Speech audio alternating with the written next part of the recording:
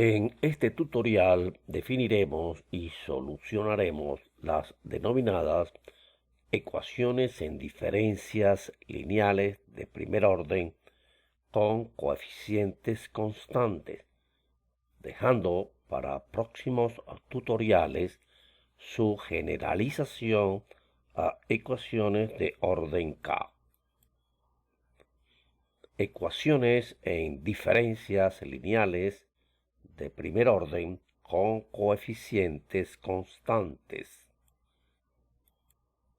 Una ecuación en diferencia lineal homogénea de primer orden con coeficientes constantes es una ecuación de la forma y sub n más 1 más a por y sub n igual a 0, en donde a es una constante real.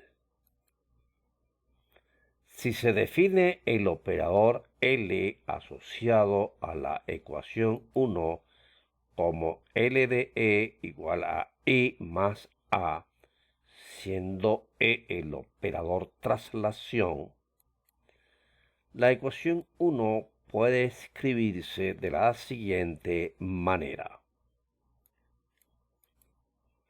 Se define la ecuación característica asociada a la ecuación en diferencias como la ecuación polinómica P de m igual a m más a igual a 0.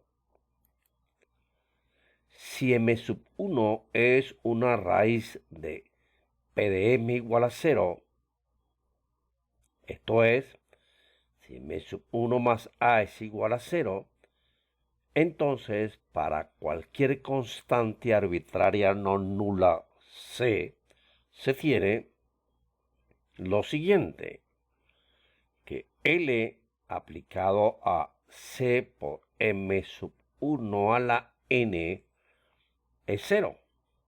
Esto quiere decir que c, la función c por m sub 1 a la n es solución de la ecuación en diferencias homogénea. Esta solución la vamos a llamar y sub h para indicar de que se trata de la solución de una ecuación homogénea. El hecho de llamarlo solución general es porque esta solución en realidad representa a infinitas soluciones dependiendo pues de la asignación no nula de la constante c.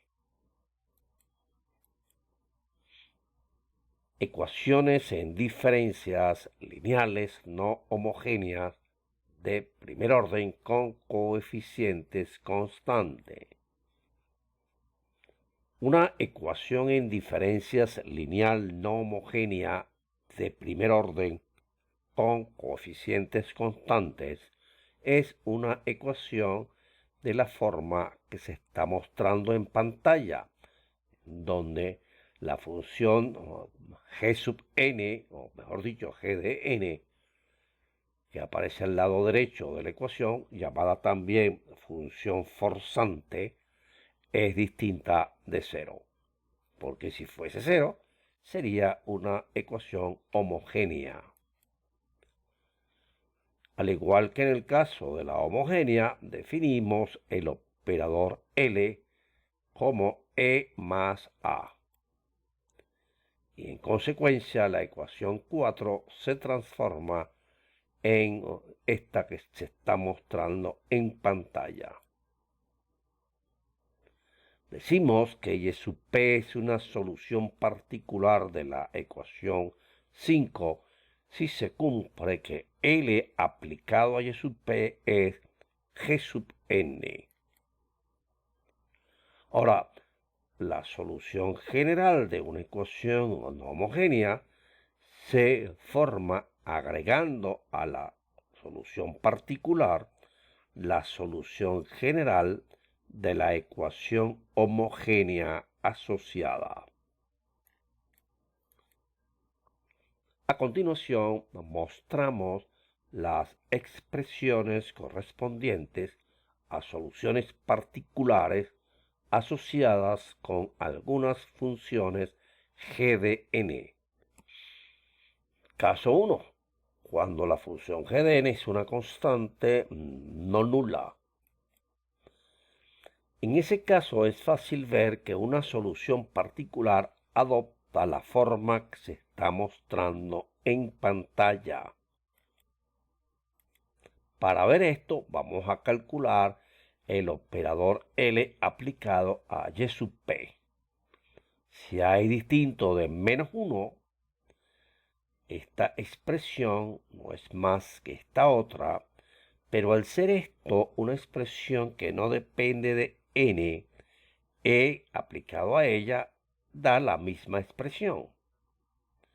Y por lo tanto, todo esto es equivalente a esta expresión.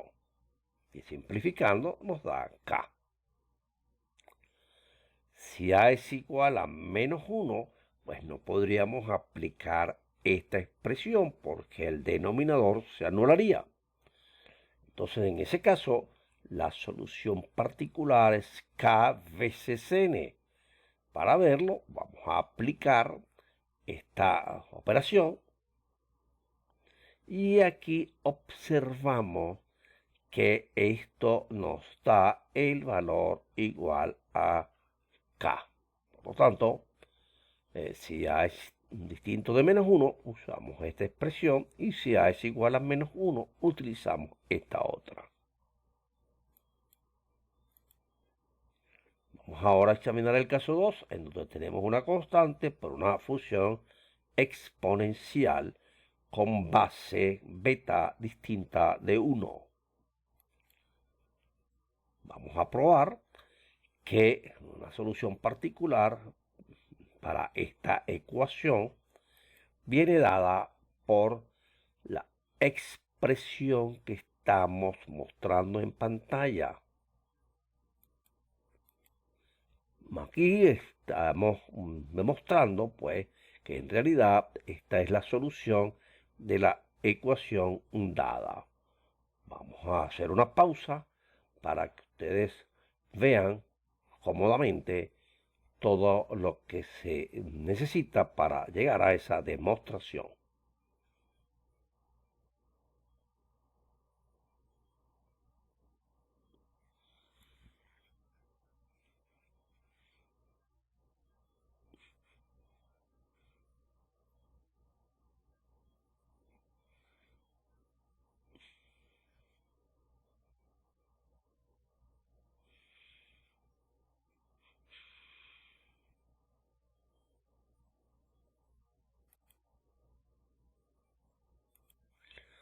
Bien, vamos a examinar ahora el caso en el cual la función forzante es un polinomio. Aquí ahora vamos a aplicar un método muy general conocido como el método de los coeficientes indeterminados. Este método es un método que no es genérico, ya que no se podrá aplicar siempre, pero para algunos casos es bastante intuitivo y cómodo.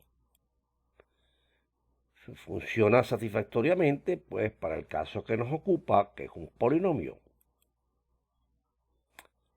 Y el método comienza con suponer una solución particular que contiene un número de coeficientes constantes desconocidos, los cuales son determinados al sustituir dicha solución en la ecuación en diferencias.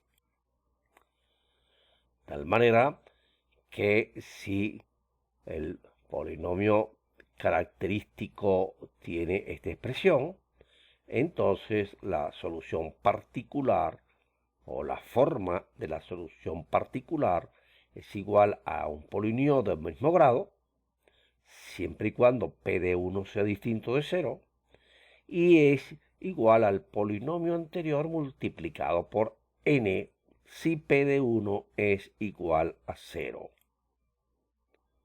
Vamos mejor a explicar el procedimiento mediante el siguiente ejemplo. Vamos a obtener una solución particular para la ecuación que se muestra en pantalla, en donde obsérvese que la función forzante es un polinomio de grado 3. Y vamos ahora a evaluar P de 1, porque dependiendo, dice, si P de 1 es distinto de 0 o igual a 0, la forma de la solución particular cambia. Aquí P de 1, no se les olvide que P de M es M menos 2. Por lo tanto, P de 1 es menos 1, que es distinto de 0. Al ser distinto de 0, la forma que adopta la solución particular es un polinomio del mismo grado de la función forzante.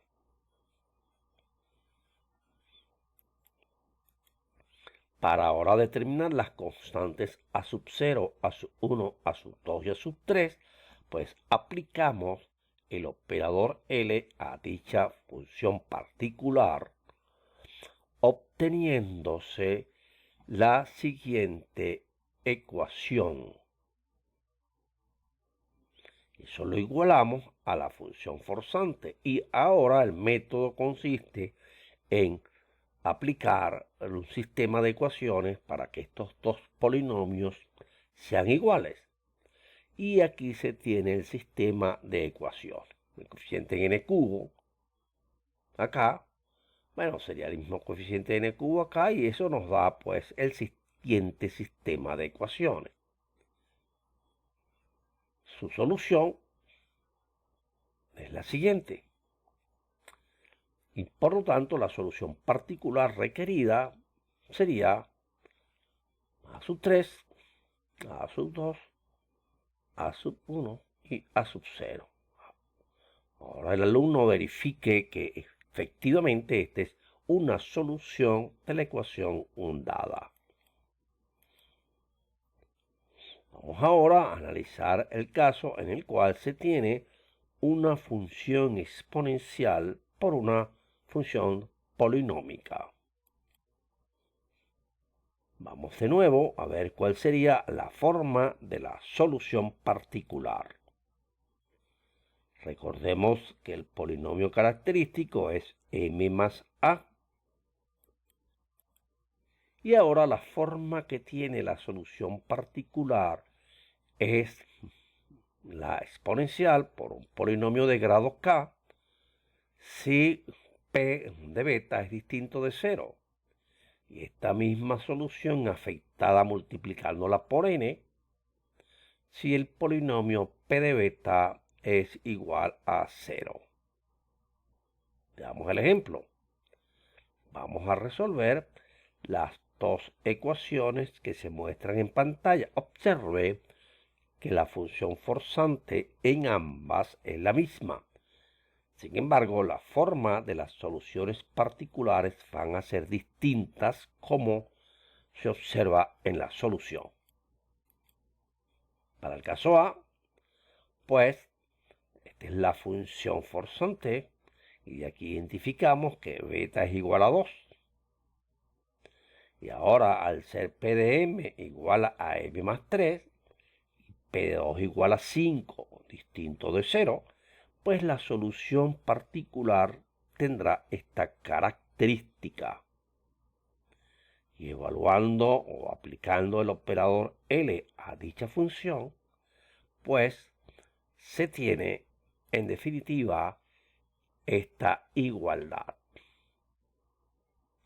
Y mediante el método de los coeficientes indeterminados, logramos obtener los coeficientes a sub 2, a sub 1 y a sub 0, y por lo tanto tener la función que representa la solución particular.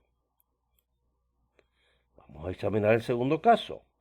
Luego aquí beta vale 2, pero observamos que P de beta es 0, y por lo tanto ahora la solución particular ya no es la misma, sino que queda afectada por la multiplicación por n. Y una vez que tenemos esta solución particular, ya seguimos el método. Aplicamos el operador L a dicha función.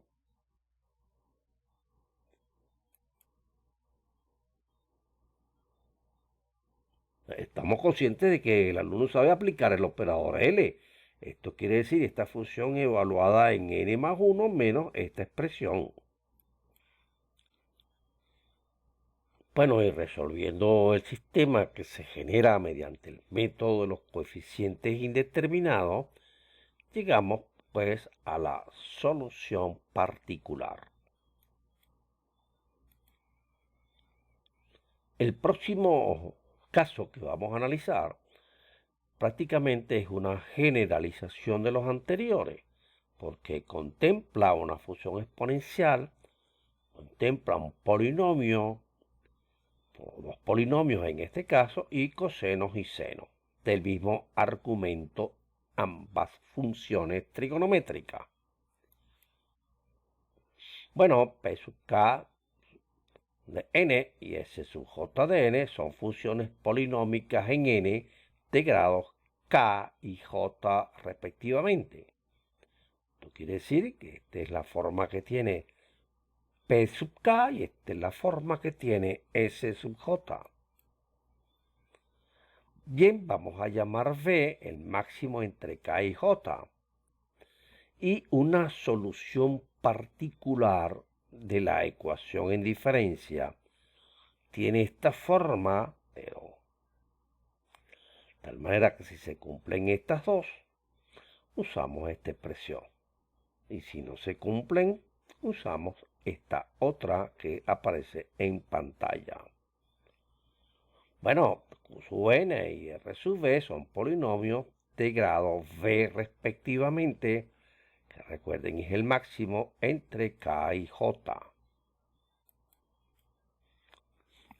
Bien, vamos a resolver entonces el ejemplo número 3.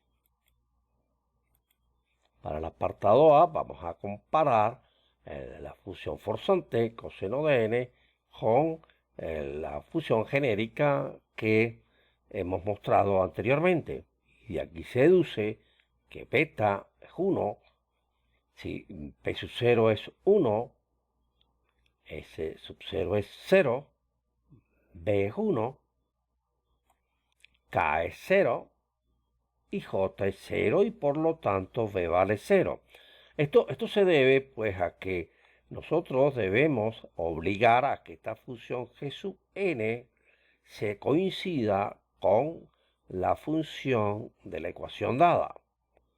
De tal manera que asignando estos valores a esta expresión genérica se obtiene la que nos muestra la ecuación en consideración.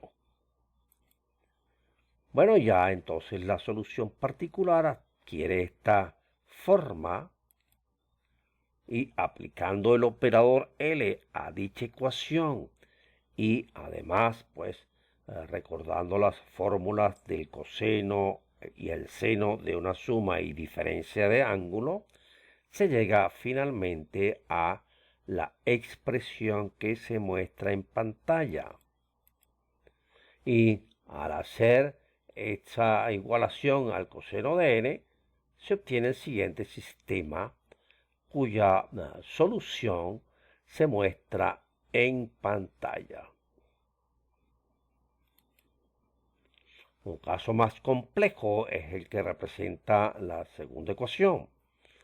De nuevo, comparando la función de la derecha de la ecuación dada con la genérica, llegamos a que beta menos 2 de polinomio es n más 1, este polinomio es n cuadrado, b es pi cuarto, k es 1, j es 2, por lo tanto v es igual a 2. En consecuencia, la forma que tiene la solución particular es la que se está mostrando en pantalla.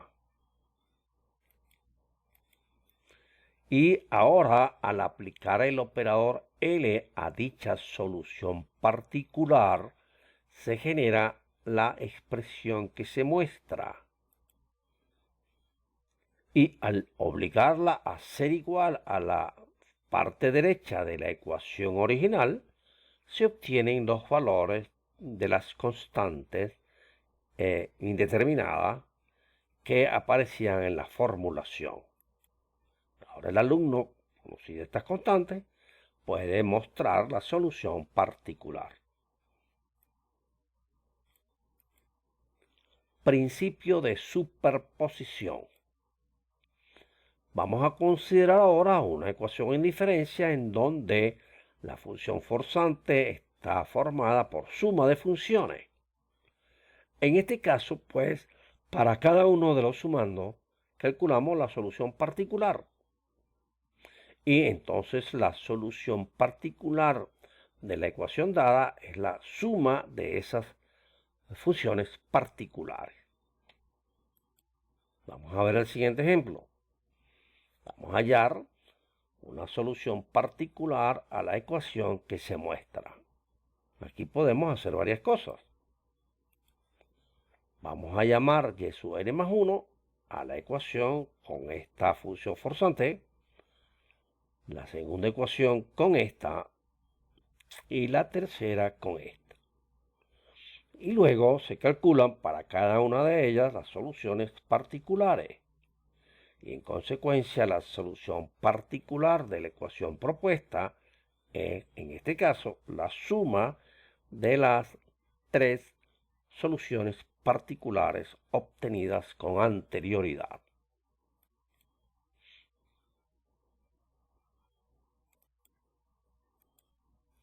Es de hacer notar que el método de los coeficientes indeterminados ilustrados en este tutorial no es el único método para la obtención de soluciones particulares. Existen otros métodos más elaborados, entre los que destacan el método del operador inverso y el método de variación de parámetros. Dado el carácter introductorio de este tutorial, dichos métodos están fuera de nuestro alcance. Invitamos a los alumnos interesados en consultar la extensa bibliografía especializada. Vamos ahora a ver algunas aplicaciones de las ecuaciones en diferencias lineales de primer orden con coeficientes constantes. Antes de mostrar algunas de estas aplicaciones, vamos a tener presente algunos comentarios previos. En primer lugar, la solución general de una ecuación de este tipo, que llamaremos ecuación completa, está formada por dos sumandos, como ya vimos, de la solución de la homogénea asociada y el de la solución particular.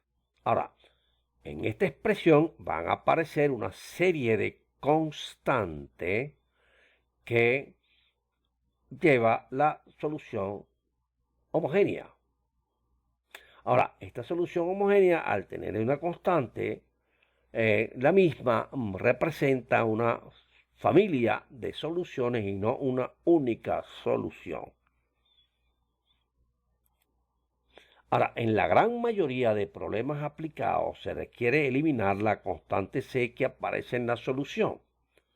Esto se logra imponiendo a la solución general una condición inicial que consiste en establecer el valor que debe tomar dicha solución en algún punto n sub 0 que denotamos por y sub 0. De tal manera que el problema se transforma en lo que se llama un problema de valor inicial, que consiste en hallar la solución de la ecuación, pero sujeta a la condición original dada. Damos el siguiente ejemplo. Supongamos que una determinada población de insectos, formada inicialmente por 100 individuos, aquí individuo es un insecto, duplica su número en cada generación y que además 10 nuevos individuos se incorporan en cada generación, procedente de otro lugar. vamos a obtener una expresión que nos permite obtener el número de individuos al término de la enésima generación. Bueno, vamos a denotar por y sub n el número de individuos después de la enésima generación. Y entonces se trata de resolver el siguiente problema de valor inicial. El número de individuos en la etapa n+1 es 2 veces el número de individuos de la etapa anterior más los 10 que se agregan. Ahora, debemos estar claros que al inicio hay 100. Eso quiere decir que y sub 0 vale 100. El problema es resolver esta ecuación y luego calcular la constante c. Aquí mostramos una ecuación muy sencilla, la forma en que se obtiene la solución general de dicha ecuación. Quiere pause el video y observe los cálculos. Bien, ahora para hallar la constante c, hacemos n igual a 0 y y sub 0 100. De donde, operando, llegamos a la conclusión de que c vale 110. Introduciendo este valor en la solución general que habíamos obtenido anteriormente, tenemos, en definitiva, la solución a nuestro problema. En el siguiente ejemplo es un problema relacionado con rentas. Una persona deposita al final de cada mes una cierta cantidad A en una entidad bancaria que abona al final del mes un interés a una tasa del I% sobre el monto acumulado al principio del mes anterior. Se desea obtener una expresión que le permita calcular el monto acumulado de esta sucesión de pagos al final del enésimo mes después de haber pagado la cantidad A correspondiente. Denotemos por m sub n el valor del monto al final del enésimo mes luego de haber depositado la cantidad A. Aquí tenemos un diagrama en donde se observa los procedimientos. Al final del primer mes se deposita una cantidad A y así sucesivamente. Observamos entonces que el valor del monto al final del n+1 mes es igual a lo que se tenía anteriormente más el interés que gana, que viene dado por esta expresión, m sub n más i por m sub n, más el depósito hecho en ese mes. Sujeta a la condición de que el monto en el instante cero, pues obviamente cero. Aquí lo que importa en estos problemas es establecer cuál es la ecuación en diferencias que rige el problema y la condición inicial. Ya el resto, pues, es resolver una ecuación y hallar la constante arbitraria. Ya de aquí en adelante el alumno debería estar en capacidad de completar el problema. Sin embargo, hemos tomado la libertad de realizarlo. Y aquí tenemos la solución. Esta fórmula la conseguirán en muchos textos de matemática financiera. Ahora, lo que se propone es resolver un problema en donde ahora los pagos no son constantes, sino van creciendo en una progresión aritmética, en cuyo caso se transforma el problema del valor inicial en el que se muestra en pantalla.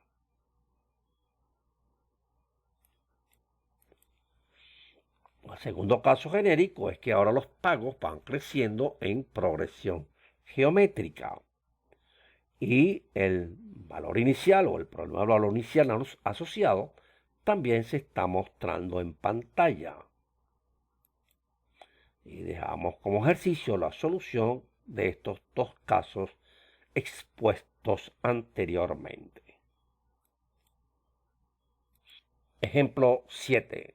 Una persona invierte $1.500.000 y al final de cada año tiene los 4/3 de lo que tenía al final del año anterior, pero a su vez retira cantidades de la siguiente manera: 80.000 al final del primer año, 90.000 al final del segundo año, 100.000 al final del tercer año y así sucesivamente. La pregunta es, ¿cuánto tendrá al final del enésimo año? Si denotamos por y sub n el monto de la operación al final del enésimo año, se tiene que al principio tenemos 1.500.000. Al final del primer año vamos a tener los 4/3 que teníamos al inicio y le quitamos los 80.000 que retiramos. Al final del segundo año vamos a tener los 4/3 que teníamos anteriormente, pero restamos 90.000. Al final del tercer año vamos a tener los 4/3 del año anterior, pero ahora restamos 100.000. Y así seguimos hasta que llegamos a esta ecuación en donde se observa que la cantidad a retirar en cada etapa sigue una progresión, una ecuación lineal. De tal manera que el problema del valor inicial a resolver es el que se está mostrando en pantalla, sujeta a la condición inicial que también se muestra. Ya el problema es resolver esta expresión. Y aquí mostramos la forma de hacerlo. Pausen el video, tomen nota, porque repetimos una vez más, lo interesante es llegar a la formulación del problema, porque ya su solución, supuestamente el alumno debería estar en capacidad de obtenerla. Muy bien, y operando de esa manera se tiene pues la solución definitiva.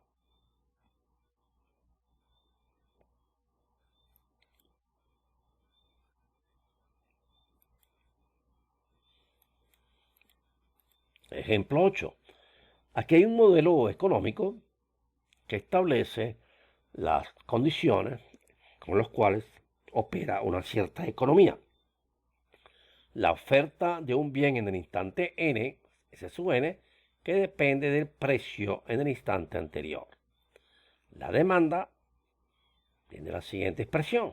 Ahora, estos son modelos que los econometristas han diseñado. A nosotros no nos interesa mucho esto.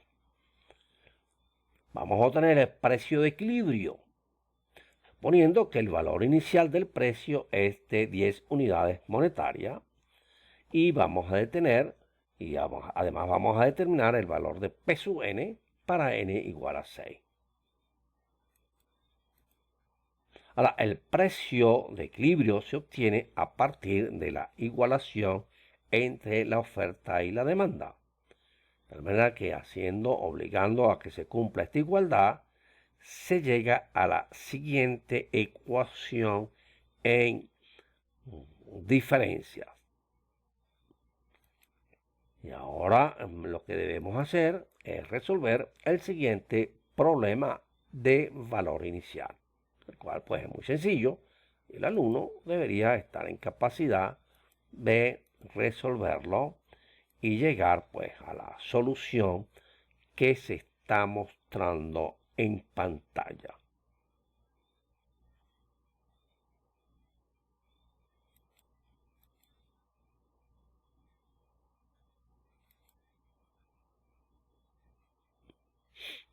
Ahora, una vez que ya se ha obtenido el valor del precio P sub n, si uno regresase a los modelos anteriores, habría que resolver ahora las ecuaciones en diferencia para obtener los valores de las funciones S sub n y D sub n, la oferta y la demanda.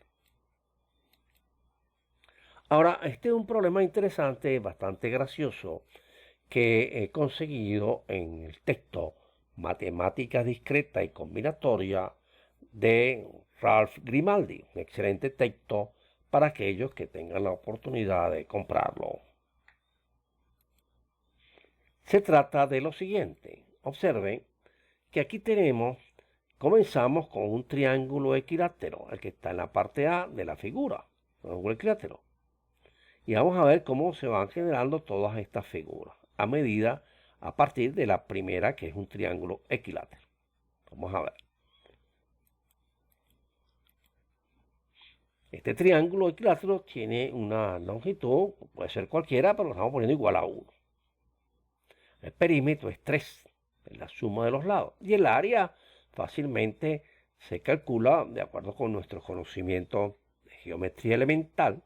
Es el área de un triángulo equilátero que tiene un perímetro igual a 3S, o sea, de lado S.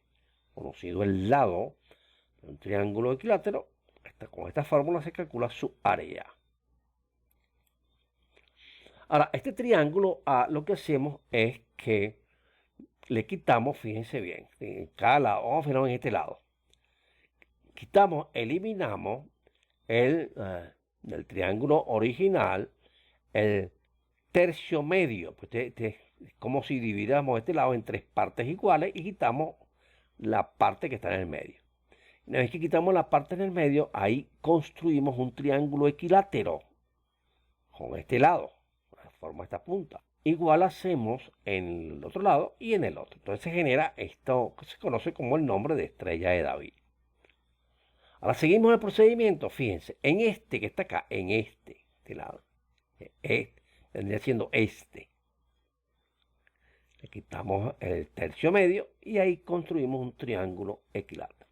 Este que está aquí se corresponde con este. Damos el tercio medio y formamos un equilátero. Este, pues es este.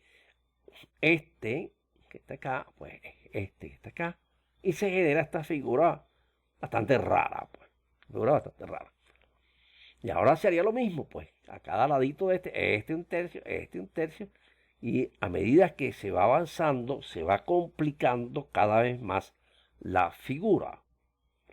Y el problema es hallar, después de n transformaciones, cuál es el área de la figura que se forma. Muy bien. Ahora observemos lo siguiente. Vamos a ver cuál sería el área de esta estrella de David. Sería entonces igual, si usted se da cuenta, al área original anterior más 3 veces estas áreas que hemos agregado.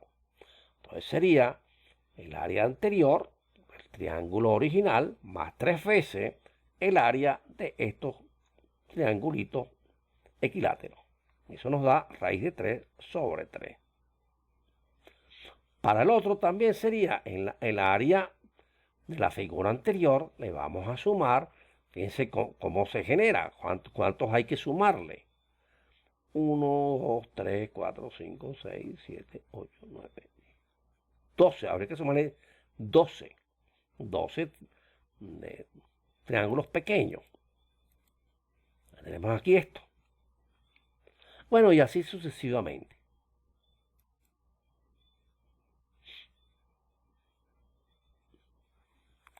Tenemos aquí el de la figura que se está mostrando en pantalla.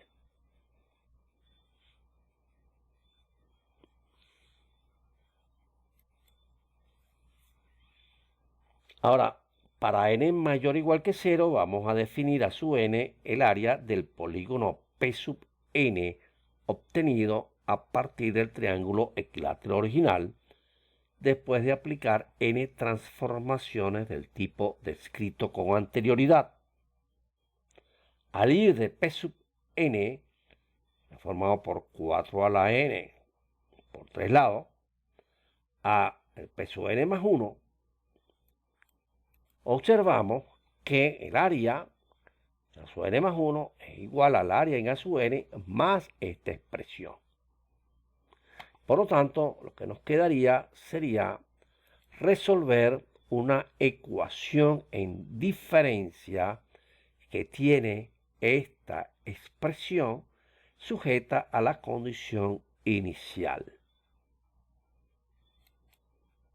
Bueno, dejamos al alumno derivar mediante una ecuación en diferencia, después de esta incapacidad de resolverla, llegar a la solución final.